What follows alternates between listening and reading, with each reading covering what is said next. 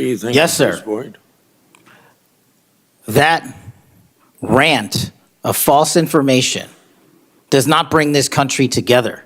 If you want to work on bringing this country, it's my time, not yours. My God. If you want to talk about dividing this country, it is my I follow time. you on your social media posts that It is tear my this country time apart. to address your falsehoods. Oh, You are an you can embarrassment try all to the you division want in this country. to not take It is my responsibility time. for what You you had your have said. time. Sir, you're Your making a time is mockery of this over. committee. Sir, you don't tell me my time is over. You The know how people far of New we've Jersey come tell me since what my Utah? time is. Senator, You can't lecture me. You can tell me Sir, my time's you over? You may be the charge of the I'm not FBI, going anywhere. but I am not afraid of you, sir. Mr. Chairman. Not afraid of you. Today's Senate hearing turned into one of the sharpest confrontations yet over the future of the FBI, as Senator Cory Booker accused Director Kash Patel of weakening the Bureau through political loyalty tests, mass departures, and what he called a dangerous loss of institutional expertise. Mr. Patel, I want to start off where we left off last time. I asked you whether you had any knowledge or discussions about removing FBI officials and installing political personnel before you were confirmed to that position. And I wonder, did you then understand or have conversations with the White House about the intentions to do so?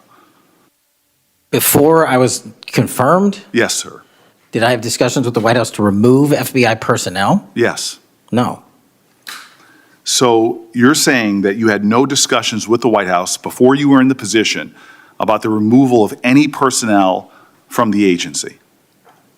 As I was preparing for my confirmation hearing, I had numerous discussions involving the type of people that would be employed, and that those that were failing to meet the mark at the FBI would no longer be employed if I were And I'm assuming confirmed. that mark had to do with loyalty to the Trump administration. No, you're wrong. Okay. I'd like to revisit another subject from that hearing. Did you testify, you did testify before the grand jury that President Trump had declassified the documents at issue in the Mar-a-Lago classified documents case. Is that correct?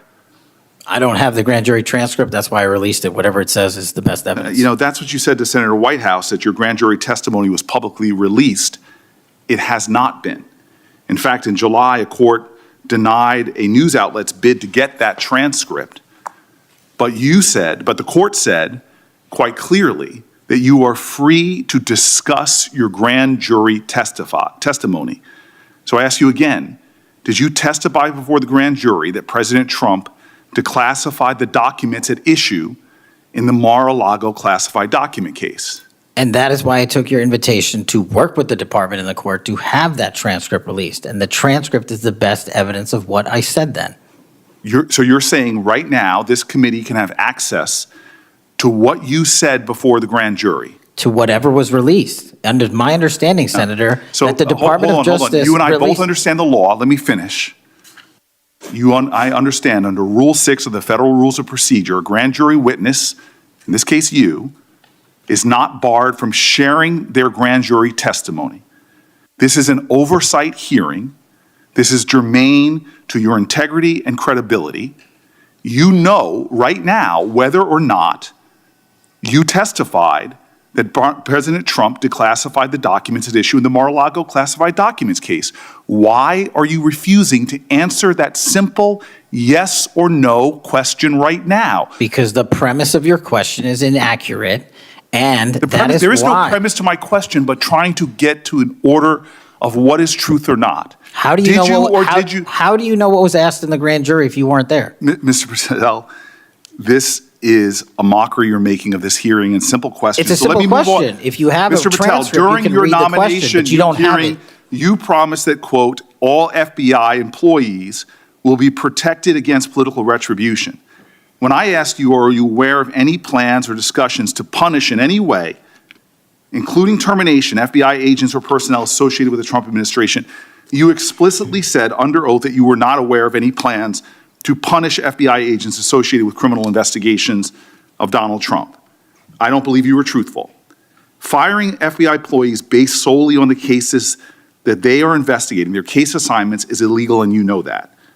A new lawsuit that's been discussed numerous times, filed by 3 FBI officials, alleges that you carried out Donald Trump's campaign of retribution, in quotes, against FBI employees for, quote, failure to demonstrate sufficient political loyalty.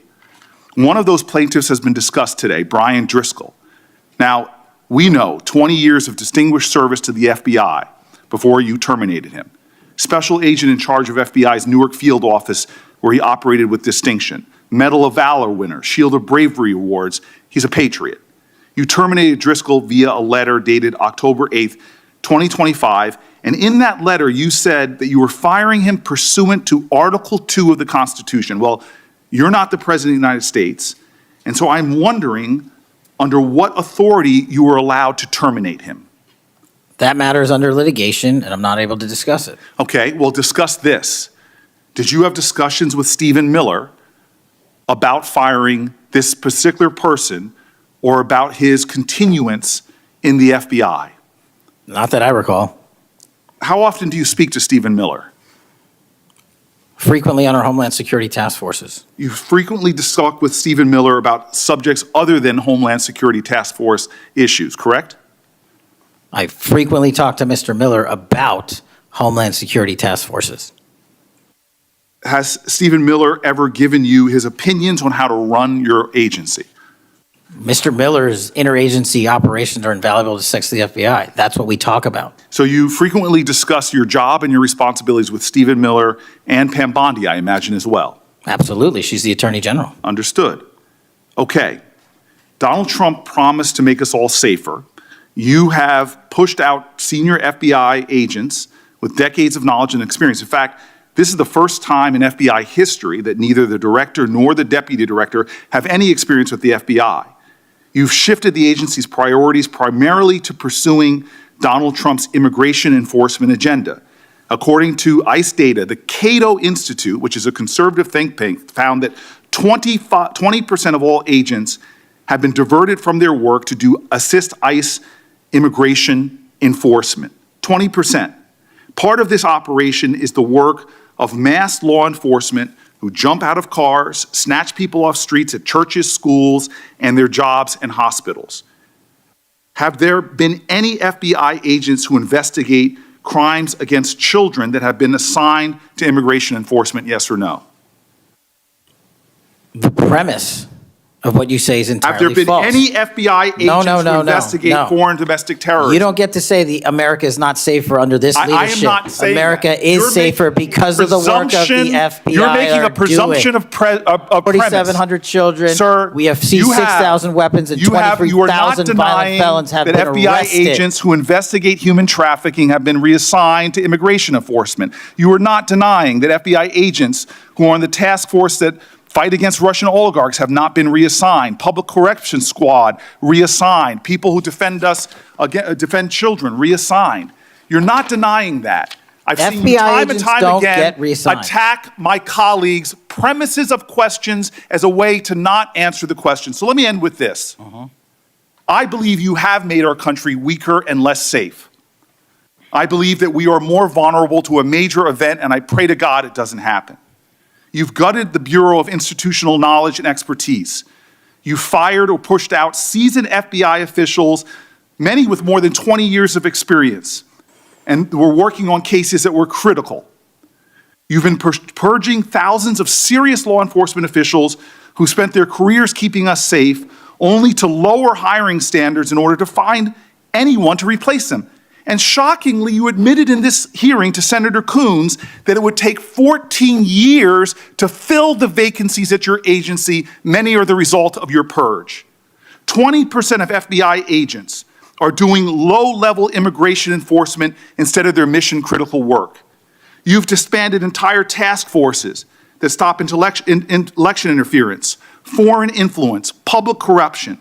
And who benefits from this? Well, corrupt people benefit from it. Criminals benefit from it. Vladimir Putin benefits from it. And it really makes me wonder who you're looking out for. It makes me think we can't trust you as a nation. You swear to release the Epstein files, but now you're withholding the Epstein files. You claim that you have a suspect in a serious assassination. Whoops, then you don't have a suspect. You know nothing about plans to remove FBI agents, yet you're directly involved in those plans. In the words of an ex-FBI official, you are overseeing, and I quote, generational destruction of the nation's premier law enforcement agency. Mr. Patel, in just 8 months, you have assaulted the institutional integrity of the FBI. But I know FBI field agents. I've worked with them in Newark. No matter how truly bad you are, you can't undermine the legacy of agents who fight every day to keep us safe, but you can tarnish the integrity of the agency and undermine the agency's capacity. I believe you're failing as a leader, and that your failure does have serious implications for the safety and security of Americans and our families. We're more vulnerable to domestic and foreign attack because of your failures of leadership. I don't think you're fit to head the Bureau, but here's the thing, Mr. Patel. I think you're not going to be around long. I think this might be your last oversight hearing. Because as much as you supplicate yourself to the will of Donald Trump and not the Constitution of the United States of America, Donald Trump has shown us in his first term and in this term, he is not loyal to people like you. He will cut you loose. This may be the last time I have a hearing with you because I don't think you're long for your job. But I'm going to tell you this, I pray for you. I pray for you that you can step up and defend your oath, defend the Constitution, and do a much better job of defending this country. Thank you, Mr. Chairman. Do you want to say anything? Yes, at this sir. point? That rant of false information does not bring this country together. If you want to work on bringing this country, it's my time, not yours. My If you- God, If you're you gonna want to lecture talk me about, dividing this country? It is my I follow time. you on your social media posts that it is tear my this country time apart. to There address should be a your unifying- falsehoods. Oh, You are an you can try embarrassment all to the you division want in this country. to not Senator, take it is my responsibility time. for what You you had have your said. time. Sir, you're Your making a time is mockery of this over. committee. Sir, you don't tell me my time is over. You The know how people far of New we've Jersey come tell me since what my you time tell- is. Senator- You can't lecture me. You can tell me Sir, my time's over? You may be the charge of the I'm not FBI, going anywhere. but I am not afraid of you, sir. Mr. Chairman, Not afraid of you. Mr. Chairman, point of order. Senator Booker, I announced at the beginning of this meeting that this back and forth, talking over each other, doesn't work. And I said if that happened, I asked Patel not to respond, and I was going to give him some time after the senator's time was up to respond. And he has the privilege to do that uninterrupted. Mr. So Chairman, go- one point of Go order. ahead, Mr. I've Patel. watched him talk over us, and you've never once criticized him for us not even being able to get our questions out. Well, He has been rude and disrespectful to senator after senator. And when the senators were not giving him a chance to answer, I didn't stop the senator either. Go ahead, Senator. Thank you, Mr. Chairman. If the FBI, under my 7-month leadership, were failing this administration in this country, why do we have 23,000 violent felons arrested this year alone? A double increase from that time last year. Why is it that we have seized 6,000 weapons? Why have we found 1,500 child predators and arrested them? Why have we 300 human traffickers in jail? Why have we found and identified 4,700 children? Why have we seized 1,600 kilograms of fentanyl, enough to kill a third of the American public, a 25% increase alone from last year? 88,000 kilograms of cocaine seized, 7,000 kilograms of meth seized, and that's just on our criminal operations in summer heat. How is it possible that we are taking 8 kilograms off the streets of the cities in New Jersey and preventing the deaths of 607,000 people this year alone, a failure of the FBI and my leadership? How is it that we have counterintelligence arrests already this year exceeding the numbers from the entirety of last year? 33% increase in PRC, 83% in Russia, 60% in the CI space as it relates to Iran, and we haven't even talked about CT, the southern border, the northern border. Before Senator Cruz, I kind of feel like a broken record today. All this interest in FBI termination, yet my colleagues showed no intent or interest in when my whistleblowers suffered retaliation over the past years, particularly the past 4 years. Indeed, one whistleblower has alleged that Brian Driscoll's insubordination, whether an agent is on a hot button case or not, they ought to be held accountable for misconduct and weaponization. Senator Cruz. What began as a standard oversight hearing quickly escalated into one of the most confrontational exchanges yet between Senate Democrats and FBI Director Kash Patel. Senator Cory Booker opened by revisiting questions surrounding personnel removals inside the FBI and whether Patel had discussions with the White House before his confirmation about replacing career officials. From the very beginning, Booker framed the issue as one of political loyalty rather than institutional competence, and Patel immediately resisted that characterization. As the hearing continued, Booker repeatedly pressed Patel for direct answers on staffing losses, FBI reassignments, and allegations that experienced personnel had been pushed out of the Bureau. Patel refused to provide many of the numbers requested, instead pivoting to statistics about arrests, weapon seizures, drug interdictions, and child exploitation operations. That contrast became the central tension of the exchange. Booker focused on institutional damage and internal disruption, while Patel emphasized operational outcomes and law enforcement metrics. The confrontation intensified when Booker accused Patel of misleading Congress during his confirmation process regarding discussions about removing FBI personnel associated with investigations involving Donald Trump. Patel pushed back aggressively, arguing that the senator's premises were inaccurate and politically motivated.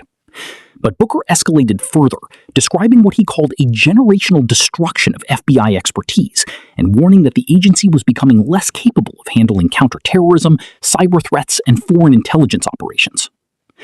One of the most striking moments came when Booker directly questioned Patel's fitness to lead the Bureau, telling him he believed the country was more vulnerable under his leadership. Booker argued that experienced officials with decades of institutional knowledge had either retired, resigned, or been reassigned, while specialized agents were increasingly devoted toward immigration enforcement operations.